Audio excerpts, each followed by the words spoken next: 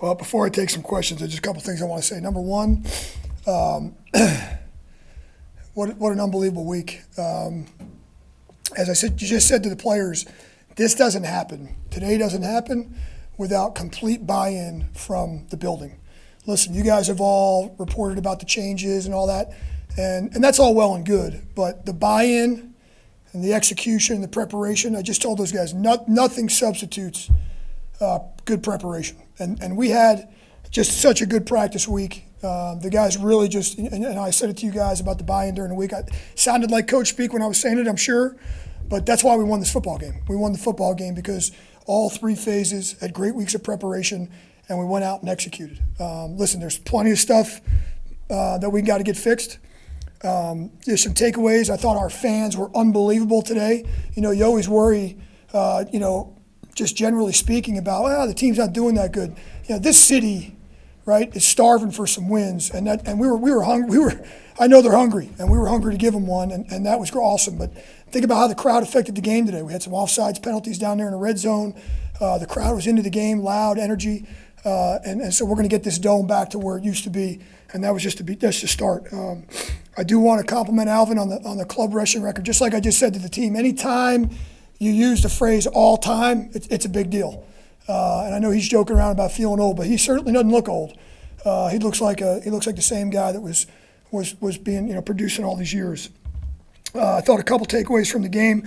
I thought Honey Badger's his interception at the end of the game is maybe the biggest play of the game. We started to lose momentum there a little bit, and not a surprise to anybody that's from this area and has followed his career that he's making big plays and in big moments of the game. Another point that I thought was a big deal is we mentioned it during the week. We challenged the wide receivers, right? There's some wide receivers that weren't even on our roster today. They're making catches. Scantling, 2 huge plays. I kind of challenged him this week. Him and I were joking around all week about having juice and having energy. Practice great, showed up in the game. A guy like Kevin Austin. People don't even know who Kevin Austin is.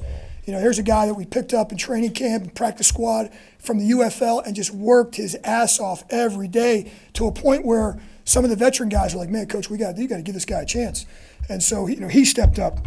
Ridgeway, a guy that wasn't on our roster initially, way back in training camp, he blocks a field goal. And so,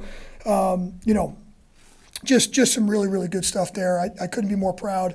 As I just said to the crew in there, the team, again, I've been around a long time, college and NFL a long time. I've never been more proud of a group, the way that they handle everything. Because when things are uncomfortable, it's easy to just cash it in, and no one did that this week. Darren, what happened at the end of the game when you ran on the field? Yeah, I'm gonna tell you exactly what happened. I yelled at Peyton Turner with 30 seconds left because he's celebrating before the game's over, so I screamed at him. And so he's spraying water, and I ripped his ass, quite frankly. So when the game was over, he wanted to get me back. So he came up to me, and I wasn't looking. He jacked me in the back, and I got a history of stingers. So my left arm went completely numb. Literally went completely numb. So I'm sure the video has me like this. I'm looking at my thanks a lot, Peyton. So I'm fine. I got a little C5, C6 going for years from the old. Sound like the old guy, and I am. That's what happened. He gave me a stinger. For lack of a better phrase. I thought it was your leg. We thought your leg was I couldn't feel my arm, so my balance was screwed up. I'm fine. Yeah. Again, I never, and listen, all the other stingers I got in my life, at least I saw them coming. I was prepared for them. This one I never. I mean, if I'm gonna get hurt, holy cow. So when you grabbed onto him, that was you literally just trying not to fall. I was grabbing him like, Peyton, are you effing kidding me? Right? I'm like, I'm happy too, but holy cow. So anyway, yeah, all good. Did someone present you with a game ball afterwards? I'm sorry? Did anyone present you with a game ball? Oh, they did. Derek made a nice little speech in there. I got a game ball, and I gave a game ball to AK. And as I said in there, AK's game ball is an all-time game ball. My game ball was a first-time game ball, but the entire building's getting a game ball this week. Everybody was phenomenal. Everybody, the support staff, coaching staff, front office, players, equipment guys. I gave the equipment guys more work this week, changing the lockers around, like everybody. It never heard a bitch, a complaint, never heard anybody, just everybody completely from day one bought in, and so the whole building is getting a game ball. But yeah, Derek made a nice little presentation there. Was that your decision to make Alvin captain? Was teammates came up to you?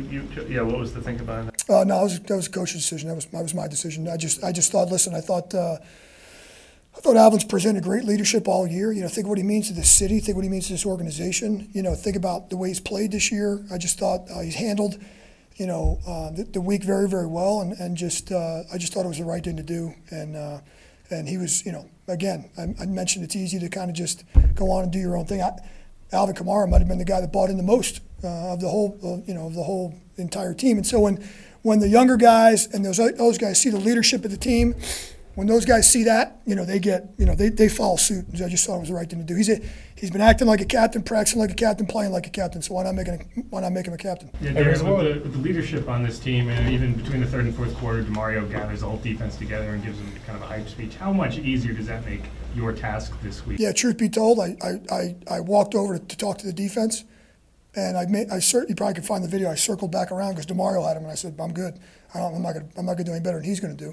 And he had him goofed up. But that's the uniqueness about this team. We have guys like DeMario, guys like Cam, guys like Honey Badger, guys like Alvin and Derek. I mentioned it during the week. We have a unique blend of young and old, and our younger, more inexperienced guys have some really, really good examples there to follow. But DeMario is, he's as good of a leader as I've ever been around. Darren, you said it this week. It's been a lifelong goal to be an NFL head coach. Just as goofy as this is, what does this feel like for you right now? Like, how good is this feeling? Besides the stinger, besides the stinger, and my left thumb is still coming back. Besides that, it was awesome. Listen, you guys know me. I'm a pretty open guy, so this is how my day started. I get down here to the stadium, I get down here to Superdome, I go in the head coach's locker room, which I've never used before, right? So here I am early in the morning, I go to the bathroom, and this is how my day started. I clogged the toilet. And I'm like, this is going to be a crappy day, pun intended. And so I'm like, okay, this is not really a great start to the day. Here we go. And so, I'm not really feeling like a head coach of an NFL team right now. So, so I'm like, really? This is really how we're going to start my day? So, listen, there was moments during the game. I'm so wrapped up in my routine. There was moments today where I'm almost forgetting. I'm just going through my routine, and I'm kind of forgetting that I'm the head coach a couple times. All true. And so I thought our staff did a great job. Phil Galano, Marwan Malouf, awesome job with the game management, kind of helping me through it. I thought Clint and Joe called a good game. Listen, there's plenty of stuff to get corrected, but yeah, listen, it's certainly a little surreal to see how happy the players were in the locker room. The celebration was awesome. Darren, you talked about during the week that you were aggressive by nature. Did you come into this game wanting to intentionally be aggressive? I mean, you went for it 4th and 2 early. Yeah. I thought we had set the tone early on. And that first drive, in my mind, if we were going to get a 4th and 3 or less over the 50-yard line, in my mind, we were going for it. Kind of set the tone, set the example. Listen, it didn't work out.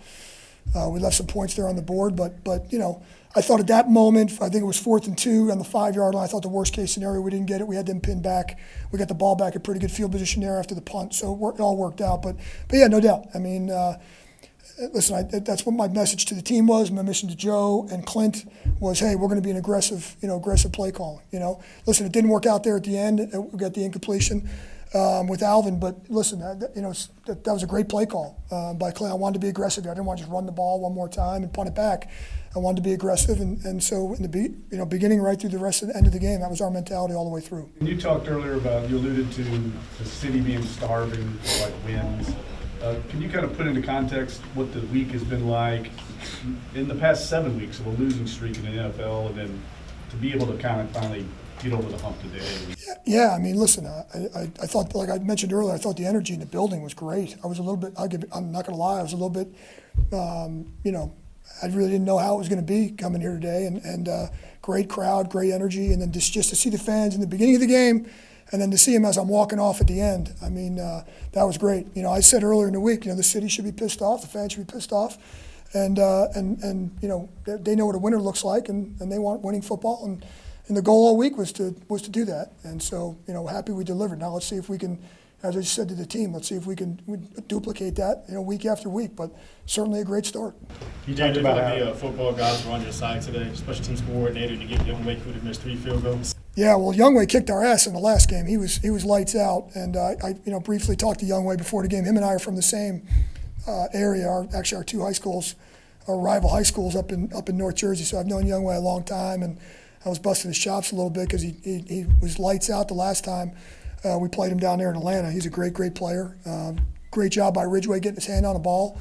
But certainly when that other ball went up, and I thought the Voodoo Gods in the Superdome were helping us out today with my man Koo for sure. So no doubt, and made some big special teams plays. But listen, he's a phenomenal player, and he's been really consistent the last few years. Tyron's listening, so he mentioned earlier this week he kind of felt like he wasn't being Tyron for a little while. Did you change anything or encourage any change about his role or his ability to freelance or his ability to make those plays that make him? Well, I think Joe within the game plan wants him to have some. There's some things that we do that gives him the ability to read some stuff. Obviously, great read on the interception.